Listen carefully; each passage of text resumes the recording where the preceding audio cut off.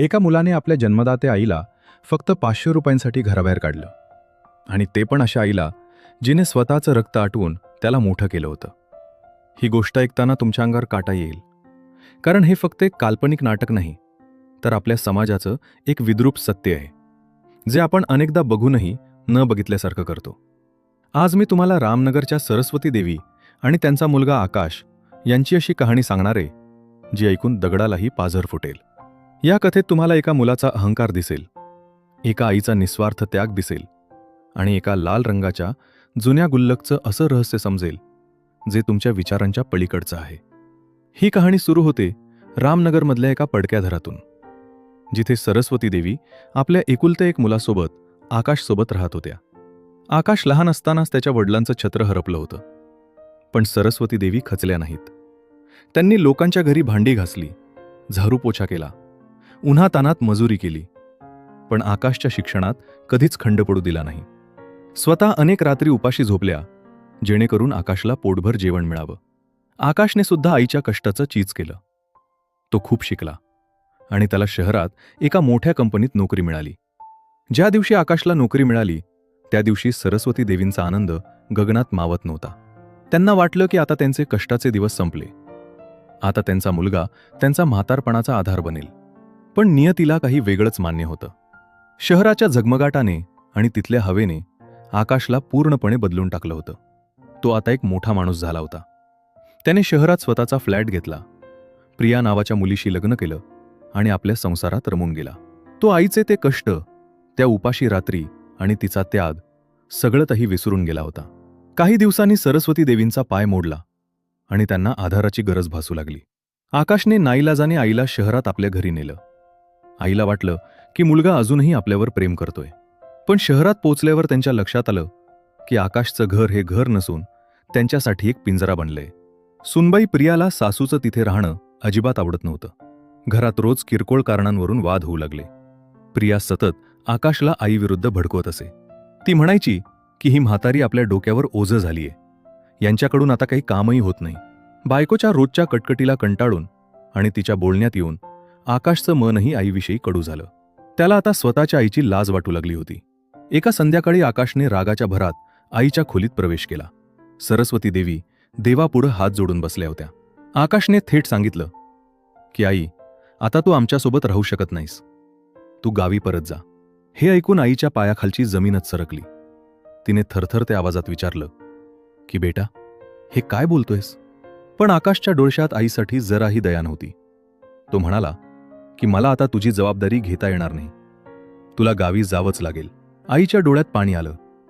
तिने आपल्या मुलाकडे बघून अतिशय केविलवाण्या स्वरात विनंती केली की बेटा, माझ्याकडे गावी जाण्यासाठी तिकिटाचे पैसे सुद्धा नाहीत. मला फक्त 500 रुपये दे, म्हणजे मी निघून जाईन.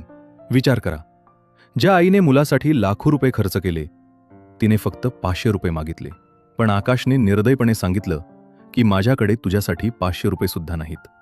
जा, तुला जिथे जायचं आहे तिथे जा. त्या क्षणी आईच्या हातात एक जुनी फुटकी लाल रंगाची मातीची गुल्लक होती. कॅमेरा जेव्हा त्या आईच्या चेहऱ्यावर झूम होतो, तेव्हा तिथे फक्त आणि फक्त वेदना दिसते. ती गुल्लक फक्त एक वस्तू नव्हती, तर त्यात आईच्या त्यागाचं एक असं रहस्य दडलेलं होतं, जे आकाशला कधीच समजलं नाही. ही कहाणी आपल्याला विचार करायला लावते की आपण आपल्या पालकांशी कसे वागतो. ज्यांनी आपल्याला जग दाखवलं, त्यांनाच आपण आयुष्याच्या संध्याकाळी घराबाहेरचा रस्ता दाखवतो. आकाशनं 500 रुपये नाकारून फक्त पैशांचा हिशोब नाही केला, तर आईच्या प्रेमाची किंमत शून्य केली. 500 रुपयासाठी ज्या आईला मुलानं घराबाहेर काढलं, त्याच आईच्या जुन्या आणि फुटक्या गुल्लकमध्ये कोट्यवधींचं गुपित लपलेलं होतं. हे त्या नशीबवान समजणाऱ्या दुर्दैवी मुलाला स्वप्नातही वाटलं नव्हतं. ही गोष्ट फक्त एका आकाशची किंवा सरस्वती देवीची नाही, तर ही गोष्ट आहे त्या प्रत्येक माणसाची, जो पैशांच्या हव्यासापोटी रक्ताच्या नात्यांची किंमत विसरून गेला आहे. पण म्हणतात ना की नियतीचा खेळ काही वेगळाच असतो आणि कर्माचं फळ याच जन्मात भोगावं लागतं. कल्पना करा त्या रात्रीची, जेव्हा बाहेर कडाक्याची थंडी पडली होती आणि रस्त्यावर अंधार पसरला होता. त्या निर्जन रस्त्यावर एक म्हातारी आई एकटीच उभी होती. तिचं जुनं सामान रस्त्यावर विखुरलेलं होतं आणि तिच्या थरथरत्या हातांमध्ये होती तीच एक जुनी, काहीशी तुटलेली लाल रंगाची गुल्लक. हे दृश्य पाहून कोणाचंही काळीज हेलावून जाईल. ज्या आईने स्वतःचं रक्त आटवून पोटाला चिमटा घेऊन ज्या मुलाला लहानाचा मोठा केला, आज त्याच मुलानं, आकाशनं, अवघ्या 500 रुपयांच्या वादावरून तिला घराचा दरवाजा दाखवला होता. आकाशला वाटलं की आता कटकट संपली.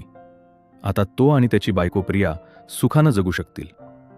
पण त्याला कल्पनाही नव्हती की त्यानं आपल्या पायावर किती मोठा धोंडा मारून घेतला आहे. सरस्वती देवी, ज्या आता पूर्णपणे बेघर झाल्या होत्या, त्यांना काहीच सुचत नव्हतं की कुठे जावं. त्यांच्याकडे ना पैसे होते ना राहायला जागा. त्यांच्याकडे होती ती फक्त ती जुनी गुल्लक, जी त्या आपल्या जीवासम जपून ठेवत होत्या. ती गुल्लक म्हणजे त्यांच्या दिवंगत पतीची शेवटची निशाणी होती. त्या रात्री एका अनोळखी म्हाताऱ्या माणसानं माणुसकी दाखवत त्यांना आपल्या आश्रमात आसरा दिला. पण त्या मातेच्या डोळ्याला डोळा लागला नाही. रात्रभर त्या कुशीवर कूस बदलत राहिल्या. त्यांच्या डोळ्यासमोरून आकाशचं बालपण सरकत होतं. तो आजारी पडला की त्या कशा रात्रभर जागून काढायच्या. त्याला चांगल्या शाळेत ॲडमिशन मिळावं म्हणून त्यांनी आपले सोन्याचे दागिने कसे विकले होते, हे सगळं आठवून त्यांच्या डोळ्यातून पाणी येत होतं. त्यांनी स्वतःच्या सुखाचा कधीच विचार केला नव्हता. त्या जगल्या होत्या फक्त आकाशच्या भविष्यासाठी. दुसऱ्या दिवशी सकाळी जेव्हा त्या आश्रमातून निघाल्या, तेव्हा आश्रमाच्या मालकानं कुतूहलानं विचारलं की आई, तुमच्या हातात ही जुनी गुल्लक कशासाठी आहे? तेव्हा पाणावलेल्या डोळ्यांनी त्यांनी सांगितलं की ही त्यांच्या पतीची आठवण आहे आणि त्या कधीच तिला स्वतःपासून दूर करत नाहीत. इकडे आकाशच्या घरी वेगळंच वातावरण होतं. प्रिया जरी खुश असली तरी आकाशला मात्र चैन पडत नव्हती. आतून कुठेतरी त्याला खात होतं. लहानपणी आईनं सांगितलेल्या प्रामाणिकपणाच्या आणि नात्यांच्या गोष्टी त्याला आठवत होत्या. त्याला आपण केलेल्या कृत्याचा पश्चात्ताप होऊ लागला होता. पण अहंकार आड येत होता. तेवढ्यात आकाशचा फोन वाजला. त्याच्या गावाकडच्या एका जुन्या मित्राचा फोन होता. त्या मित्रानं जे सांगितलं ते ऐकून आकाशच्या पायाखालची जमीनच सरकली. मित्र सहज म्हणाला की अरे आकाश, तुझी आई शहरात आली आहे असं कळलं. त्या ठीक आहेत ना? आणि हो, गावाकडच्या त्या 10 बिघा जमिनीचे कागदपत्र सापडत नव्हते. ते तुझ्या आईनेच जपून ठेवले असतील ना? आकाश गोंधळला. त्यानं विचारलं, कसली जमीन आणि कसले कागद? तेव्हा मित्रानं सांगितलं की अरे, तुझ्या आईच्या नावावर गावात 10 बिघा जमीन आहे, ज्याची आजची किंमत करोडोंच्या घरात आहे. आणि तुझे वडील वारले तेव्हा त्या जमिनीचे मूळ कागदपत्र एका लाल रंगाच्या फाईलमध्ये होते. जी फाईल तुझी आई नेहमी त्या जुन्या गुल्लकसोबत ठेवायची. आई नेहमी म्हणायची की ही जमीन आकाशच्या भविष्यासाठी आहे. जेव्हा त्याला खरोखर गरज लागेल तेव्हाच ती विकायची. हे ऐकताच आकाशला धक्का बसला. करोडोंची जमीन? त्याला आठवलं की आई नेहमी एक जुनी लाल फाईल आणि ती गुल्लक आपल्याजवळ बाळगायची. त्याला ती फाईल आणि गुल्लक म्हणजे कचरा वाटायचा. त्याला आता समजलं की ती साधी गुल्लक नव्हती, तर त्याच्या भविष्याची तिजोरी होती. ज्या 500 रुपयांसाठी त्याने आईला घराबाहेर काढलं, त्या आईकडे करोडोंची दौलत होती. पण तिच्यासाठी त्या दौलतीपेक्षा मुलाचं प्रेम जास्त महत्वाचं होतं.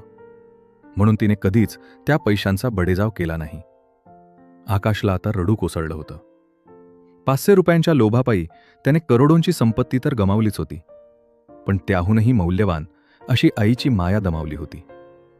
आता त्याच्याकडे फक्त पश्चात्ताप उरला होता. कर्माचा फटका असा बसला होता की आता वेळ निघून गेली होती. म्हणूनच म्हणतात, आई वडिलांची सेवा करा, कारण त्यांच्या आशीर्वादात जे सुख आणि समृद्धी आहे ती जगातल्या कोणत्याही दौलतीत मिळू शकत नाही. 500 रुपयांसाठी ज्या आईला घराबाहेर काढलं, ती खरं तर करोडो रुपयांची मालकीण होती. हे कळल्यावर पायाखालची जमीनच सरकली. ही गोष्ट फक्त पैशांची नाही, तर त्या नातेची आहे, ज्याची किंमत आकाशला खूप उशिरा समजली. व्हिडिओमध्ये एक वेगळाच थरार आहे, कारण आकाश आपल्या गाडीत बसून वेड्यासारखा शहराच्या कानाकोपऱ्यात आपल्या आईला शोधतोय. त्याच्या डोळ्यातून सतत पाणी वाहतंय आणि मनात फक्त एकच विचार आहे की काहीही करून आईला शोधायचं. शहराचा प्रत्येक रस्ता, प्रत्येक गल्ली आणि प्रत्येक कोपरा तो पालथा घालतोय, पण आई कुठेच दिसत नाहीये. काही तासांपूर्वीची गोष्ट आहे, जेव्हा आकाशला कळलं की ज्या म्हाताऱ्या आईला त्याने अवघ्या 500 रुपयांच्या कारणावरून अपमानित करून घराबाहेर काढलं होतं, त्या आईच्या नावावर शहरातली सर्वात मोक्याची जमीन आहे, जिची किंमत आजच्या बाजारात करोडो रुपये आहे. ही बातमी कळताच आकाशला जो धक्का बसला तो कल्पनेच्या पलीकडचा होता. त्याला आपल्या वागण्याचा प्रचंड पश्चाताप होत होता. पण आता प्रश्न हा होता की हा पश्चाताप त्या जमिनीसाठी होता की खरोखरच आईसाठी. आकाशने लगेच आपली पत्नी प्रियाला फोन लावला आणि रागाच्या भरात तिला सगळं सांगितलं. प्रियाला सुद्धा हे ऐकून धक्काच बसला, कारण तिलाही कधीच माहीत नव्हतं की सासूबाईंकडे एवढी मोठी संपत्ती असू शकते. दोघेही आता अस्वस्थ झाले होते. आकाशचं डोकं काम करत नव्हतं. त्याचा गळा सुकला होता आणि डोळे लाल झाले होते. तो शहरातल्या प्रत्येक आश्रमात, प्रत्येक मंदिरात आणि रेल्वे स्टेशनवर जाऊन आईचा शोध घेत होता. आता त्याला त्या जमिनीची हाव नव्हती, तर त्याला आपली चूक उमजली होती आणि त्याला फक्त आपली आई परत हवी होती. अनेक तासांच्या अथक प्रयत्नांनंतर आणि शोधाशोध केल्यानंतर आकाशची नजर एका छोट्याशा मंदिराच्या कोपऱ्यात पडली. तिथे त्याची आई देवासमोर हात जोडून बसली होती. तिच्या हातात अजूनही तीच जुनी फुटकी गुल्लक होती, जी घेऊन ती घरातून बाहेर पडली होती. आईला बघताच आकाश धावत तिच्याकडे गेला आणि तिच्या पायाशी कोसळला. तो लहान मुलासारखा धाय मोकलून रडू लागला. तो म्हणाला की आई, मला माफ कर. माझ्याकडून खूप मोठी चूक झाली. मी तुझ्या संपत्तीसाठी इथे आलो नाहीये, तर मला तू हवी आहेस. मी तुला 500 रुपयांसाठी घराबाहेर काढलं, पण तू तर करोडोंची मालकीण निघालीस. आईने शांतपणे आपल्या रडणाऱ्या मुलाच्या डोक्यावरून हात फिरवला. तिच्या चेहऱ्यावर कोणताही राग नव्हता. ती म्हणाली की बाळा, मला माहीत होतं की तू एक दिवस नक्की येशील. जी जमीन तुझ्या वडिलांनी तुझ्यासाठी ठेवली होती, ती मला तुला द्यायचीच होती. पण माझी इच्छा होती की तू आधी स्वतःच्या पायावर उभा राहावास, स्वावलंबी बनावास. पण दुर्दैवाने तू पैशाला नात्यापेक्षा जास्त महत्त्व दिलंस. आईने आपली ती जुनी गुल्लक आकाशच्या हातात दिली आणि म्हणाली की यात तुझी खरी संपत्ती लपलेली आहे. मी ही गुल्लक कधीच सोडली नाही, कारण यात तुझ्या वडिलांचं कष्ट होते. आकाशने थरथरत्या हाताने ती गुल्लक पाहिली. त्याला वाटलं यात जमिनीचे कागदपत्र असतील किंवा एखादी लाल रंगाची फाईल असेल. पण जेव्हा त्याने आत पाहिलं तेव्हा त्याला धक्काच बसला. त्यात जमिनीचे कोणतेही कागद नव्हते.